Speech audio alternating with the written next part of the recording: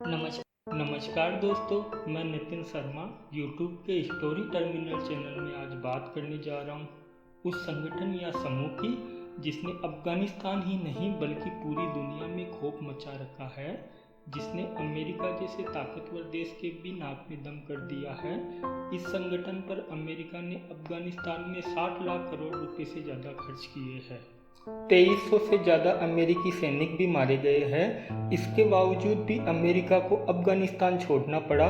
तो दोस्तों, ये कहानी है अमेरिका को 20 साल तक छकाने और देश छोड़ने पर मजबूर करने वाले समूह तालिबान की। दोस्तों, वैसे तो तालिबान हमेशा चर्चा में ही रहता है, लेकिन जब तक अमेरिकी सेना अफगानिस्तान में थी तब तक तालिबान शांत ही था। लेकिन जैसे ही अमेरिकी सैनिकों ने अफगानिस्तान छोड़ना शुरू किया, तालिबान फिर से एक्टिव हो गया और उसने 15 अगस्त 2021 तक तालिबान ने राजधानी काबुल समेत पूरे अफगानिस्तान पर कब्जा कर लिया। अफगान सेना तालिबान के साथ समझौता करने को राजी हो गई है। अफगानिस्तान में एक बार फिर से तालिबान की सत्ता तय मानी जा रही है। तो दोस्तों, आज हम आपके मन में जो अक्सर सवाल आते हैं कि तालिबान कौन है, ये काम कैसे करता है, इसका उद्देश्य क्या है, आदि बहुत से सवाल हैं जिनका हम आज जवाब देने की कोशिश करेंगे। तो दोस्तों, पहला सवाल ये है कि तालिबान कौन है। दोस्तों, बात है 1980 के शुरुआती दिनों की, जब अफगानिस्तान में सोवियत यूनियन की सेना आ चुकी थी। उसी के संरक्षण में अफगान सरकार चल रही थी। कई मुजाहिदीन समूह अफगानिस्तान सेना और सरकार के खिलाफ लड़ रहे थे। इन मुजाहिदीनों को अमेरिका और पाकिस्तान से मदद मिलती थी। 1989 तक सोवियत यूनियन ने अपनी सेना वापस बुला ली। इसके खिलाफ लड़ने वाले लड़ाके अब आपस में ही लड़ने लगे थे। ऐसा ही एक लड़ाका मुल्ला मोहम्मद उमर था। उसने कुछ पुश्तन युवाओं को साथ लेकर तालिबान आंदोलन शुरू किया। पश्तो भाषा में मदरसों में पढ़ने वाले स्टूडेंट को तालिबान कहते हैं। ये संगठन सुन्नी इस्लाम का प्रचार करता है, जिससे सऊदी अरब से फंडिंग मिलती है। इसकी शुरुआत मुल्ला मोहम्मद उमर ने पूर्वी पाकिस्तान के कुछ मदरसों से की थी। ईस्टर अफगानिस्तान में पाकिस्तान ने पुश्तनों से शांति और सुरक्षा का वादा किया था। मुजाहिदीनों के अत्याचार भ्रष्टाचार से परेशान अफगानिस्तान की जनता ने भी तालिबान का समर्थन किया था। इसके बाद लगभग 1992 के आसपास तालिबान ने दूर से मुजाहिदीन समूहों से जंग शुरू कर दी और सन 1994 में तालिबान ने कंधार पर कब्जा जमाया और 1995 में हेरात पर। इस प्रकार तालिबान अपने लक्ष्यों की तरफ निरंतर आगे बढ़ रहा था।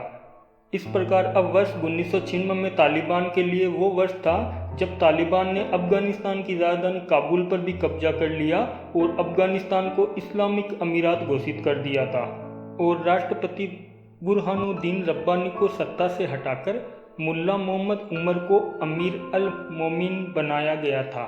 इस प्रकार वर्ष 1998 तक 90% अफगानिस्तान पर तालिबान का नियंत्रण हो गया था।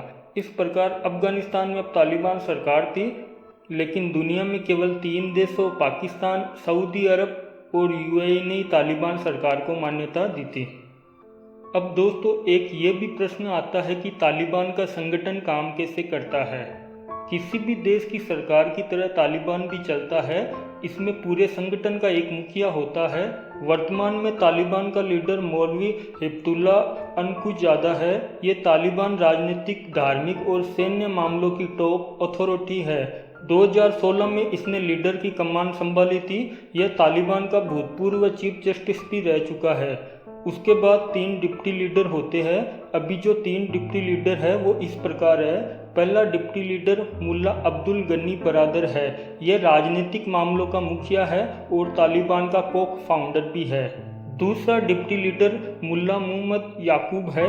यह मिलिट्री ऑपरेशन का कमांडर है और तालिबान का फाउंडर मुल्ला उमर का बेटा है।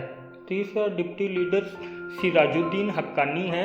यह राजनीतिक तालिबानी नेता जलालुद्दीन हक्कानी का बेटा है और हक्कानी नेटवर्क का मुखिया है। तीनों डिप्टी लीडर के बाद इनकी एक लीडरशिप काउंसिल होती है, जिसे रहबरी शूरा कहते हैं। वर्तमान में इसमें 26 सदस्य है। ये तालिबान की सबसे बड़ी और फैसले लेने वाली पावरफुल अथॉरिटी है। ये पाकिस्तान के क्वेटा शहर से ऑपरेट होती है, इसलिए इसे क्वेटा शूरा भी कहते हैं। इसके बाद अलग अलग विभागों के कमीशन होते हैं, जिसमें मिलिट्री, पॉलिटिकल और इकोनॉमिक समेत 16 विभाग हैं। ये तालिबान की कैबिनेट की तरह काम करती है। इसके बाद सभी प्रांतों के लिए अलग अलग गवर्नर होते हैं और कमांडर की भी नियुक्ति की जाती है। हर राज्य में तालिबान का एक गवर्नर और कमांडर होता है। दोनों पदों पर नियुक्ति मिलिट्री कमीशन करता है। इसके अलावा एक सीनियर जज का पद होता है जिस पर इस वक्त मुल्ला अब्दुल हकीम काबिज है। यह दोहा की नेगोशिएशन टीम का मुखिया भी है। तो दोस्तों अब बात करते हैं तालिबान की विचारधारा क्या है। तो वर्ष 1996 से 2001 तक अफगानिस्तान में तालिबान की सत्ता थी। तब तालिबान ने पूरे देश में शरिया कानून लागू कर दिया था। इसके अलावा लड़कियों के स्कूल जाने और महिलाओं के काम करने पर रोक लगा दी थी और पुरुषों के लिए नमाज पढ़ना और लंबी दाढ़ी रखना अनिवार्य कर दिया गया था। आदेश न मानने वालों को सजा देना एक पब्लिक इवेंट बना दिया गया था और हत्या के जुर्म में फांसी और चोरी करने वालों के अंग काट दिए जाते थे। अफगानिस्तान में दुनिया भर के आतंकवादियों को पनाह भी दी जाने लगी थी। तालिबान की आय का मुख्य स्रोत क्या है? तो दोस्तों तालिबान अपने हिसाब किताब का कोई ब्यौरा प्रकाशित नहीं करता है। उसकी सटीक कमाई और संपत्ति का पता लगाना मुश्किल है। 2016 में फोर्ब्स ने अनुमान लगाया था कि तालिबान का सालाना कारोबार 2,968 करोड़ रुपए है। रेडियो फ्री यूरोप द्वारा हासिल नाटो की गोपनीय रिपोर्ट के अनुसार 2019-20 में तालिबान का सालाना बजट करीब 11,000 करोड़ रुपए था। आइए जानते हैं कि तालिबान की कमाई के प्रमुख स्रोत क्या है। तालिबान अफीम से करीब 2800 करोड़ रुपए की आमदनी होती है। दुनिया की 80% अफीम का उत्पादन अकेले अफगानिस्तान में होता है। अफीम की खेती वाले ज़्यादातर हिस्से पर तालिबान का नियंत्रण है। अफीम का कारोबार करने वालों से तालिबान टैक्स वसूलता है। तालिबान के इलाकों में बॉर्डर पोस्ट पर भी व्यापारियों को टैक्स देना होता है। किसी सैन्य चौकी या शहरी इलाके पर कब्जा करके सारी संपत्ति तालिबान ले लेता है। इसके साथ ही साथ अफगानिस्तान में अवैध खनन करने वाली कंपनियों से भी तालिबान टैक्स वसूलता है। तो दोस्तों अब हम बात करेंगे अमेरिका और तालिबान के रिश्तों की। तालिबान को पहले अमेरिका ने ही मदद की थी, लेकिन जब अफगानिस्तान में तालिबानी हुकूमत हो गई और उसके बाद 11 सितंबर 2001 को 19 आतंकवादियों ने अमेरिका के 4 यात्री विमानों को हाईजैक किया था।